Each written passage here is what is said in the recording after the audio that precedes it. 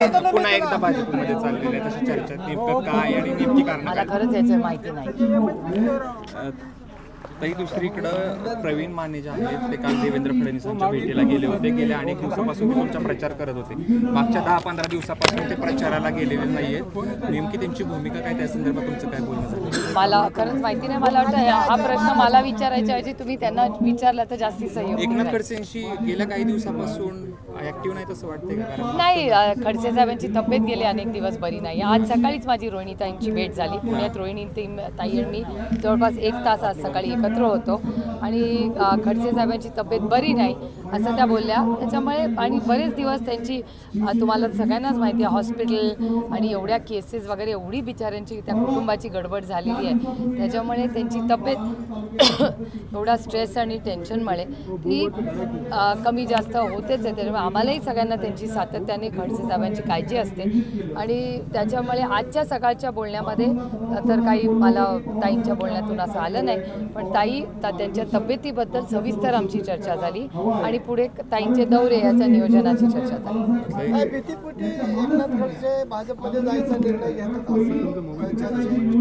आता काय काय समाजात चर्चा होतात किंवा प्रेसमध्ये मला माहिती नाही, पण त्यांची तब्येत बरी नाही एवढं मला राज रोहिणीताईंनी पण सांगितलं. काँग्रेसचा एक बडा नेता त्यांच्या पायाचा प्रॉब्लेम झाला होता, थोडासा पायाचा, त्याच्याबद्दल मला सविस्तर राज रोहिणीताईंनी सांगितलं. त्यांना सांगितलं होतं काँग्रेसचा एक बडा नेता आमच्याकडे येईल. खरंच असं काही परिस्थिती आहे का राज्यामध्ये की काँग्रेस? मला काँग्रेसचं मला माहिती नाही, पण ज्या काँग्रेसच्या विरोधात रान पेटवून काँग्रेस मुक्त भारत करणार म्हणले तर आम्हाला असं वाटलं मुक्त म्हणजे काँग्रेसची सत्ता कमी होणार. आम्हाला माहिती नव्हतं की काँग्रेसचे सगळे नेते ज्यांच्यावर आरोप झाले ते भारतीय जनता पक्षात जाणार आहे.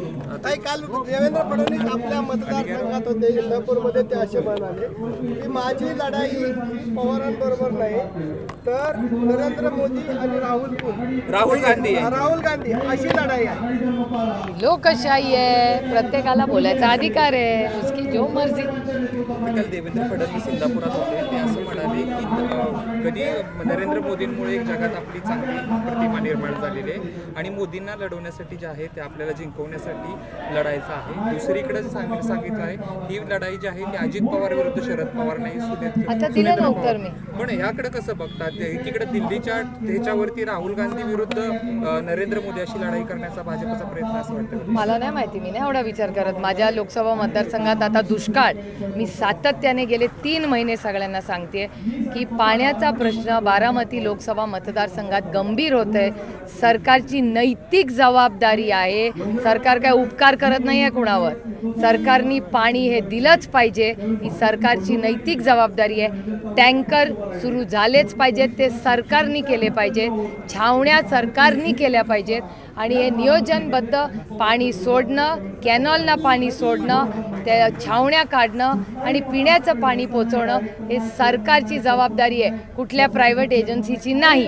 आणि जर प्रायव्हेट एजन्सी करत असेल तर मग सरकारने ॲक्सेप्ट करावं की बाबा आम्हाला काही जमत नाही आहे, प्रायव्हेट यंत्रणेने करावी, मग आम्ही घेऊ सगळी ती जबाबदारी. मुख्यमंत्री आणि 2 उपमुख्यमंत्री पुरंदरमध्ये सभा घेत आहेत. खरंच आपली त्यांना भीती वाटते?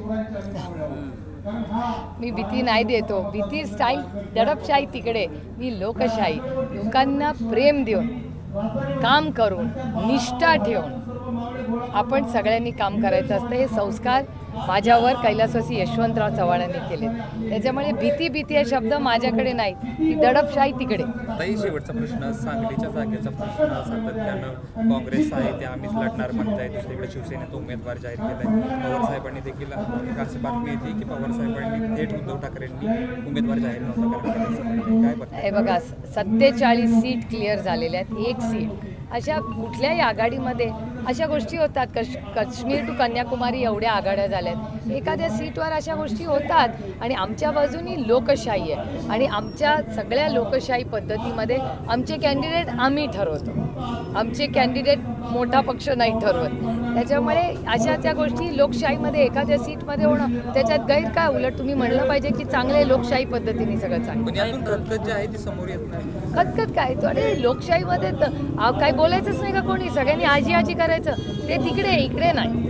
नाही, प्रवीण माने उद्या महायुतीसोबत असल्याचं देवेंद्र फडणवीस यांनी काल सांगितलं होतं. उद्या प्रवीण माने इंदापूरमध्ये पत्रकार परिषद घेऊन आपली भूमिका स्पष्ट करणार आहे. बघूया ना मग त्यांना भूमिका स्पष्ट करू दे मग मी बोलते.